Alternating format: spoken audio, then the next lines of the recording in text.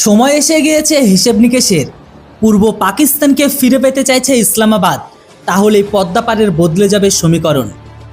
হ্যাঁ বন্ধুরা, আপনারা একদম সঠিক খবরটাই শুনছেন। প্রাক্তন পূর্ব পাকিস্তানকে এবার ফিরে পেতে চাইল পাকিস্তান। বাংলাদেশের উন্নয়নের স্বার্থেই নাকি দুই পাকিস্তানের পুনর্মিলন জরুরি, এমনটাই একটি আর্টিকেল প্রকাশিত হয়েছে পাকিস্তান সেনাবাহিনী ঘনিষ্ঠ বলে পরিচিত ইসলামাবাদের পত্রিকা দ্য ক্যাশলাইনে। সাংবাদিক তাবাসসুম মোয়াজ্জম খান লিখেছেন যে পূর্ব পাকিস্তানকে নিয়ে 54 বছর পর হিসেব নিকেশ করার সময় এসেছে আমাদের। তার সাফ কথা যে পূর্ব পাকিস্তানকে ফিরে আনতে হবে আমাদের। আর এই আর্টিকেল প্রকাশের পরে আওয়ামী লীগ পাকিস্তানের এই ধরনের মনোভাবের কড়া সমালোচনা করছে। তাদের মতে মোহাম্মদ ইউনূসের আমলে কিন্তু বাংলাদেশ মোটেই সুরক্ষিত নয়। ইউনূস বিদেশিদের কাছে দেশ বিক্রি করেছে বলে অভিযোগ করেছেন বাংলাদেশের প্রাক্তন প্রধানমন্ত্রী শেখ হাসিনা। অন্তর্বর্তী সরকারের আমলে পাকিস্তানের সঙ্গে ঘনিষ্ঠতা বাড়ছে বাংলাদেশের। মঙ্গলবারই ঢাকায় নিযুক্ত নতুন পাকিস্তানি হাইকমিশনার ইমরান হায়দার রাষ্ট্রপতি মোহাম্মদ শাহাবুদ্দিনের কাছে নিজের পরিচয়পত্র পেশ করেছে, যেখানে চলতি মাসে পাকিস্তানের উপপ্রধানমন্ত্রী তথা পররাষ্ট্রমন্ত্রী ইসাকদার বাংলাদেশে আসছে। নতুন করে সখ্যতার মাঝে পাকিস্তান পত্রিকায় বাংলাদেশ দখলের খবর অনেকের মধ্যেই চাঞ্চল্যকর ছড়িয়ে পড়েছে। ৭১-এর পরাজয় এখনও মেনে নিতে পারেনি পাকিস্তান। তার ক্ষোভ এখনও তাদের মনের ভেতরে গাঁথা।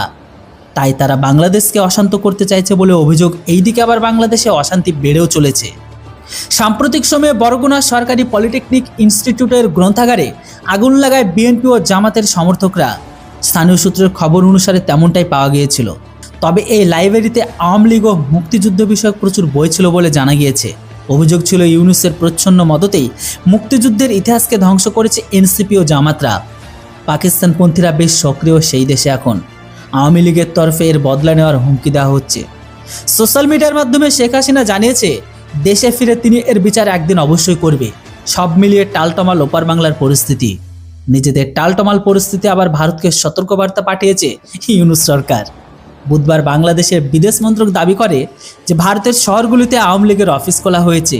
আর এই ঘটনা ভারত বাংলাদেশের দ্বিপাক্ষিক সম্পর্কের জন্য ঝুঁকি তৈরি করছে। কয়েক ঘন্টাতেই ভারতের তরফ থেকে জবাব দিয়েছে যে ভারত সরকারের তরফ থেকে জানানো হয় যে বাংলাদেশের প্রাক্তন প্রধানমন্ত্রী শেখ হাসিনার নেতৃত্বাধীন দলের সদস্যের এদেশের কোনো বাংলাদেশ বিরোধী কার্যকলাপ বিষয়ে তারা অবগত ছিল না। যেখানে বুধবার ভারতের বিদেশ মন্ত্রণালয় জানায় যে ভারতের আওয়ামী লীগের সদস্যদের দ্বারা বাংলাদেশ বিরোধী কোনো কার্যকলাপ বা ভারতীয় আইনের পরিপন্থী কোনো কর্মকাণ্ড সম্পর্কে ভারত সরকার অবগত নয়। সরকার ভারতের মাটিতে থেকে অন্য দেশের বিরুদ্ধে রাজনৈতিক কার্যকলাপ পরিচালনার অনুমতি নেয় না। বাংলাদেশের অন্তর্বর্তীকালীন সরকারের প্রেস বিবৃতি তাই ভুল। ভারত আশা করে যে জনগণের ইচ্ছা আর ম্যান্ডেট নিশ্চিত করার জন্য তাই বাংলাদেশের যত তাড়াতাড়ি সম্ভব অবাধ, সুষ্ঠু এমনকি অন্তর্ভুক্তিমূলক নির্বাচন করুক। বুধবারের এক স্টেটমেন্টে বাংলাদেশে বিদেশ মন্ত্রক দাবি করে যে কলকাতায় আর দিল্লিতে অফিস খুলেছে নাকি সে দেশের নিষিদ্ধ আওয়ামী লীগ। তাদের স্টেটমেন্টে এটাও লেখা হয় এই ঘটনা ভারতের সঙ্গে পারস্পরিক বিশ্বাস, পারস্পরিক শ্রদ্ধার দ্বারা পরিচালিত সুপ্রতিবেশী সুলভ সম্পর্ক বজায় রাখার ঝুঁকিও তৈরি করবে। এমনকি বাংলাদেশে চলমান রাজনৈতিক পরিস্থিতি রূপান্তরে গুরুতর প্রভাব ফেলবে। তো বন্ধুরা, যেটাই হোক, বর্তমান সময়ে ইউনূস ক্ষমতায় আসার পরে থেকে সেই দেশের ঘরের ভেতরে ভারত বিরোধী আর পাকিস্তান প্রেমী কতটা বেড়েছে সেটা আপনাদের আলাদাভাবে এক্সপ্লেন করার প্রয়োজন নেই। তবে পাকিস্তানের মনের ভেতরে যে একটা সেই দীর্ঘ ক্ষোভ রয়েছে, তারা তাদের হাত থেকে যে পূর্ব পাকিস্তান ছিনিয়ে নেওয়া বা পূর্ব পাকিস্তান স্বাধীন হওয়া আর সেখানে হেরে যাওয়া, সেটা এখনও তারা মেনে নিতে পারেনি।